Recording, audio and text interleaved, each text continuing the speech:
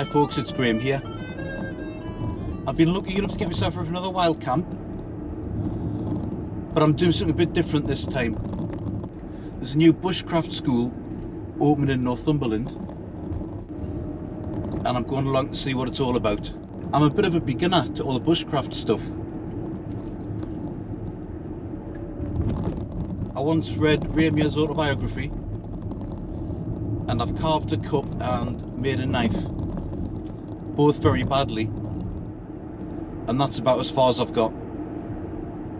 So I still feel very much like a beginner.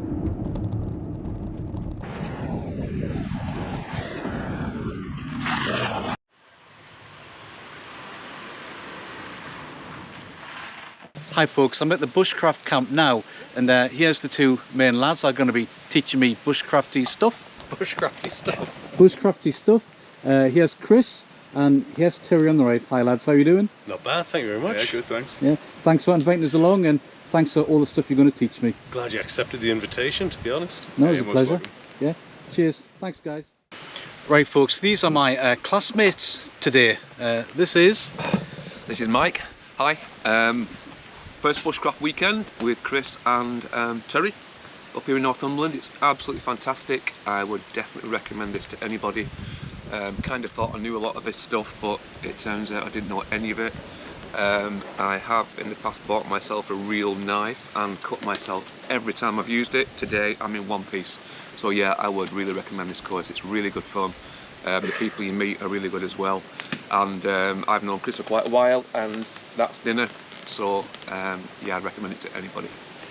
And this is Hi, I'm Lauren, and this is my first ever bushcraft experience. I've actually never ever been camping again. I've never been camping before. So I'm a little bit out of my comfort zone, but I'm looking forward to it. It's been really good so far. There's so much wildlife around as well. It's absolutely beautiful surroundings, so I definitely recommend it. and this is Hi, I'm Frances. Having a lovely day out in Northumberland with brilliant hosts and lots of lovely new experiences.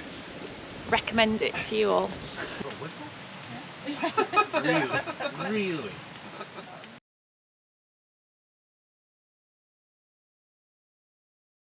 So the first order of the day is foraging and learning about the medicinal and practical uses of plants. It's edible on the leaf. Not the stem. Everything, so yeah. All right. The roots are good, they're a good starchy carbohydrate. On a 3-day course, we'll be stripping these down and making cordage out of them, drying the cordage. Yeah. The good way of identifying it is if you get the stem, it doesn't sting, promise. If you roll it between your fingers, it's square. Oh, yeah. It's got really firm ridges on it. So that's a really good identification. Why? For that. There'll be a reason. You obviously have the hazelnuts, but as a wood in general, its ability to, it has an ability to make some of the best charcoal that keeps its form, burns for the longest time possible. That was it. Yeah, that's all right.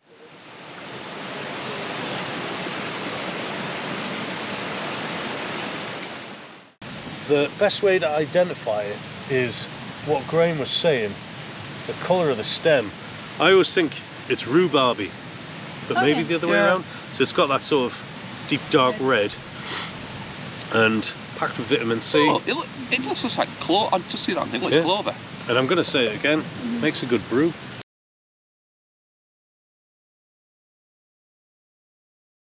So that was an interesting morning. I thought I knew a little bit about foraging, but nothing compared to the knowledge of plants that Chris had. So I think I've learned a bit this morning. The knowledge he has of the plants just around this local area was tremendous. And now I'm off to show you one of the glories of this little bushcraft site. Just have a look at this.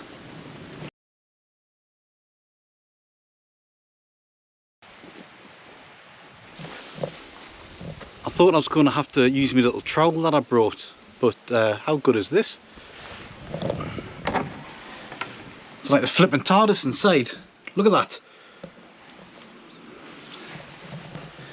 They've thought of everything here, mate.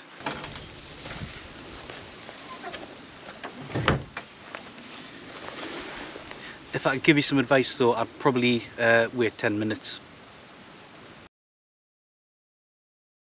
And I took off all these extra stems, and I think we'll use them a bit later to show how we can prepare them for to have somewhere clean to cook your food over the fire. But when it comes to these, for the stuff that we're doing at the minute, we want about 6 to 8 inches because we're going to use it to make some pegs and do some various cuts in there. And we put a little hole through because there's a technique of cutting straight holes, because you may need to connect rods together with some natural cordage. So these things can be fairly tricky. This one looks like it cuts both ways. Some of them are designed to only cut on the pull. I think that's what my Silky is. But this one, you want to kind of be safe as you can. So it's important that if you're using it to get braid in with another post or with the back of an axe, if you chamfer the edge, it stops it from having that tendency of splitting. Because if you hit striking the top of the wood with it being green, you can tend to kind of split and come apart. But if you chamfer the edge, it can reduce that. And then we'll put some notches in, so you can tie it down. But in the kind of cutting area, Lauren, you want to kind of be close to the base of the knife. Get more force too, don't you? Yeah. Just try to mix it up. So Terry is teaching us how to make tent pegs, which is great because that was my plan to for the top setup I'm going to put up later on. So now at the minute it's got a pointy end and it's got a chamfered end, and if I leave it as it is, you can use it as a tent peg, but it's excellent for vampires as well. And once I put a notch in though, it'll be better as a tent peg.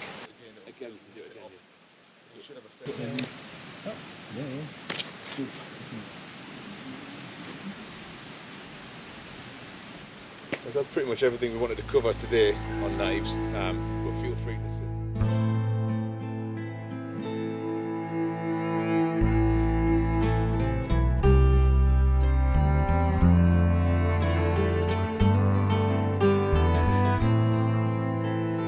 I have to say folks, it might be worth coming here just for dinner, because Chris has just put this on the fire and it looks like an enormous piece of pork to me.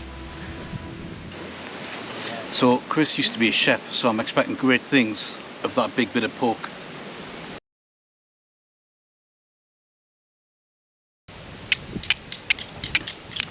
Got some there?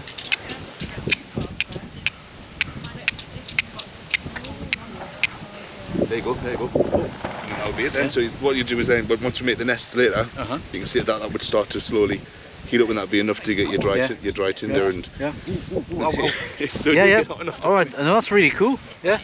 Have you done it with the spark? So I thought that was going to be really difficult, but wait. But I lit it with the flint and steel. That was really cool. They're on the fire starting, but fire stopping. So I've got a little bit of dried fungus, King Alfred's cake, and a bit of dried bird's nest. I've got a ferrocerium rod, and I'm going to see if I can get this on fire.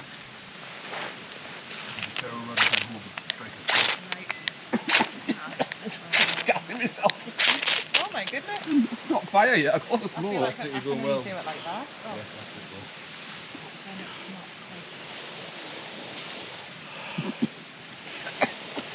it. Yeah, ready to go.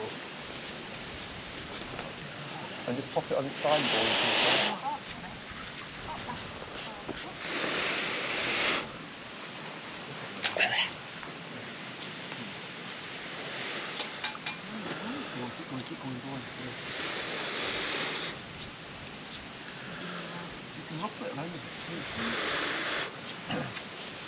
Yes, yeah, ooh, yes, yes, eventually. Oh, I think we're on 10 terrors, I'm going to take that.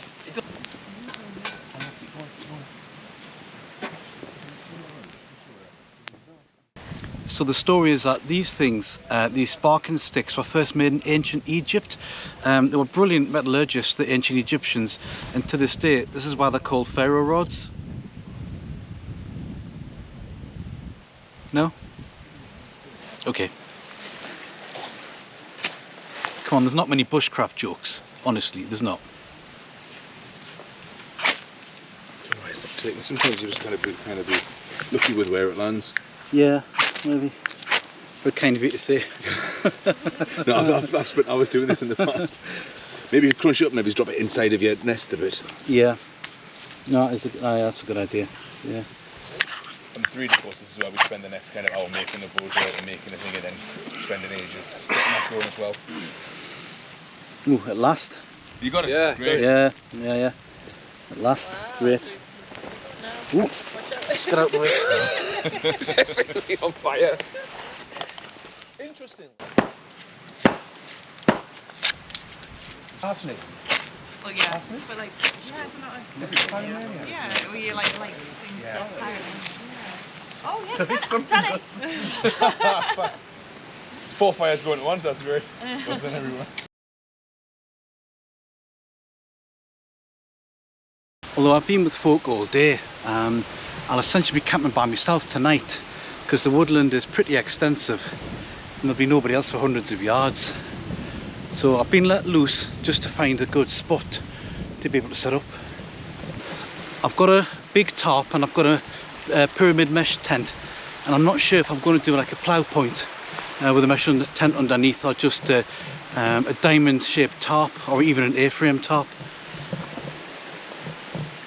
I'll keep my eyes open and see what trees look good.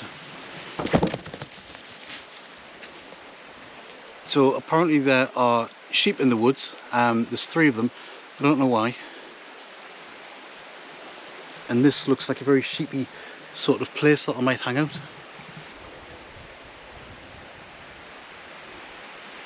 So knowing that those sheep are here and looking how that one just bolted right past us, I'm going to have to be careful about pitching my tent on any game trails, because the sheep aren't used to having tents in the middle of a game trail, and if that bundles into me in the middle of the night, I will have to change my underpants.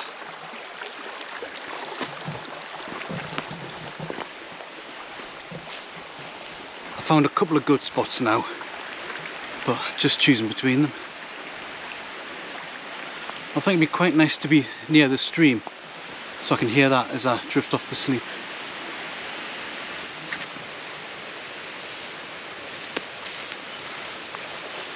This looks like a good spot to set up. There's a lot of flies about, but once I'm in the mesh tent, that shouldn't bother me. It's quite near the stream, so I can hear that, and importantly, it's not on a game trail. That's over that way, so I won't get rumbled by a sheep overnight. And it's quite flat, and there's some trees up here. I can easily put a tarp and ridge line up, so I think this is where I'm going to go. And if there's one thing Jimmy knows, it's his Bergens.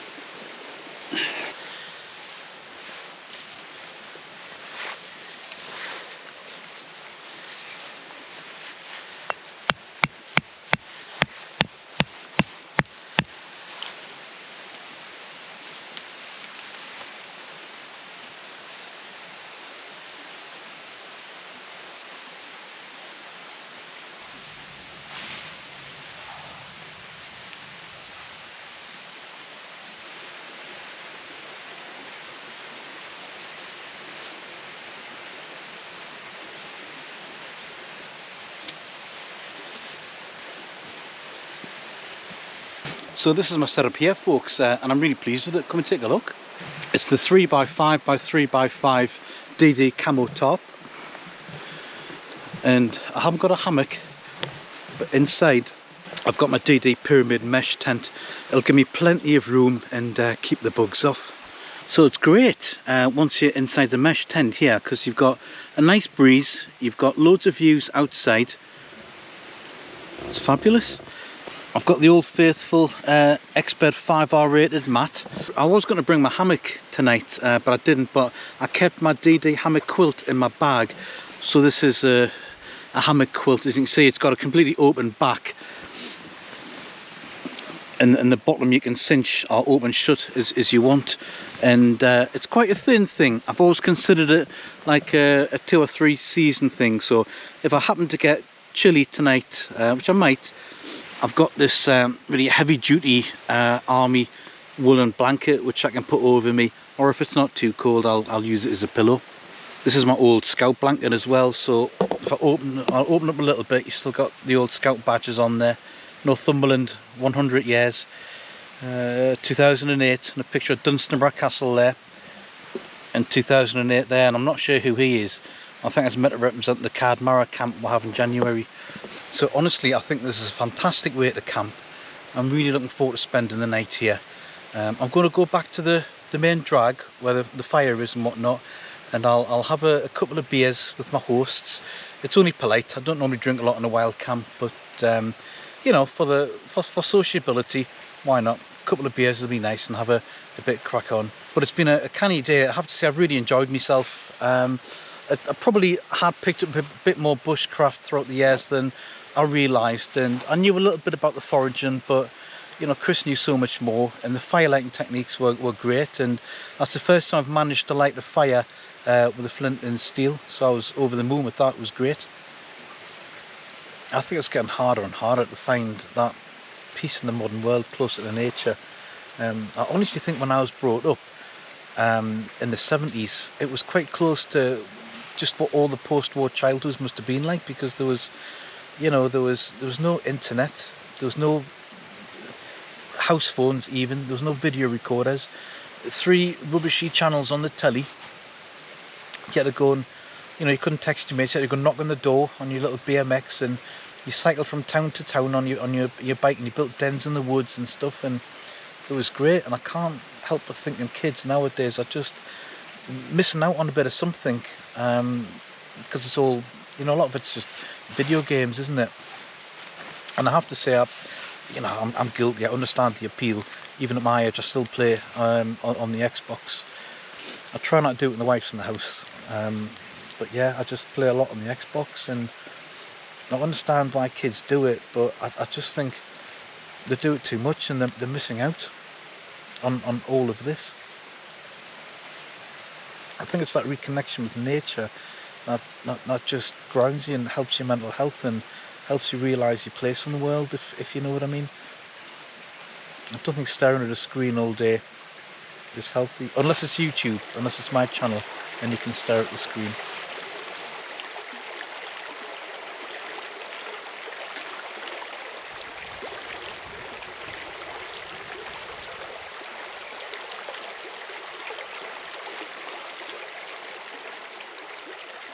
This is surely some of the best camping food I've ever had. This looks like barbecued roast loin of pork with tender stem broccoli and wild mushroom risotto. Amazing. You know what? That's not bad. Well, I'm about to have a beer, folks, so I thought I'd tell you what I think of this Luminous Nights IPA from Lidl's. 7.4%, so you've got to be a bit careful with this one. It's lovely, hoppy and floral, with a citrusy aftertaste. And then I'm reminded of that time on my 50th birthday when somebody said, Graham, age is just a number. And then I thought, yeah, but it's a number that represents biological decay and the inevitability of your own mortality. And then I looked at the stars wheeling above the galaxy, and I realised the universe is a brutal and meaningless place, and that Jean-Paul Sartre and his French philosophical school of existentialism was correct, and it's up to the individual to find meaning in the universe to make our lives have any meaning. Yeah, it's a funny taste, but I like it.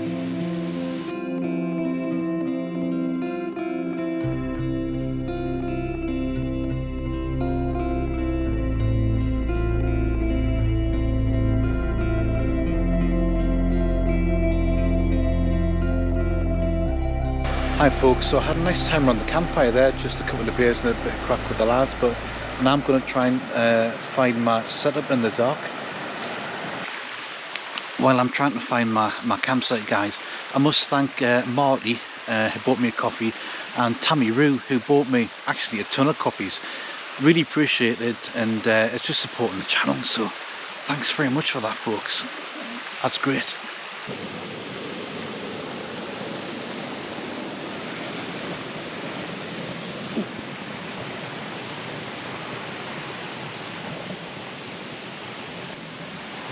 I think it's probably this way.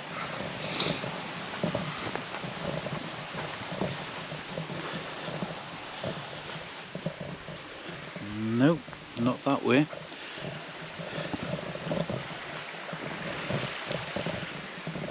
I think it's down here. I think I'm going to be warm enough with just this sort of like 2 or 3 season quilt on. I think it's going to be okay, so I won't need to use my woolen blanket over the top. I'm going to use it as a pillow. But I think when I got in there, with all the lights I had on this, I feel like moths followed us in, and they're flapping around the tent now, and I haven't really got the willpower to get them out. I'm just going to go to sleep and hope they don't disturb us too much. But anyway, folks, good night. I'll see you in the morning.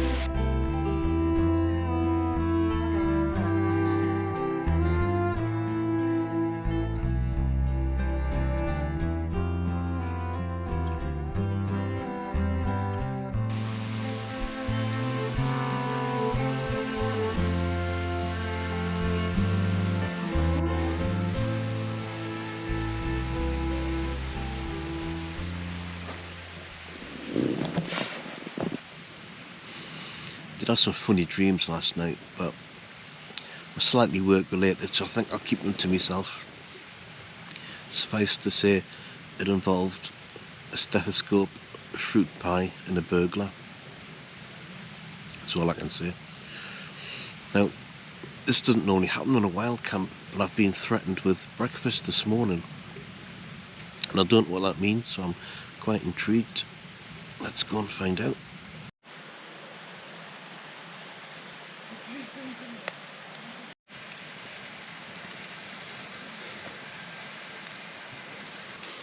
I wanted to show you one bit of kit that I didn't need last night. I didn't know what the food was going to be like here, so on the way through Rothbury, I stopped at Rothbury. I bought a steak and black pudding pie. It was my emergency pie in case the food here turned out nasty. But wow, the food here has been amazing. Didn't need it.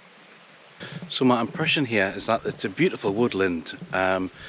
It's got like huge oaks, larch, it's got a beautiful stream running through.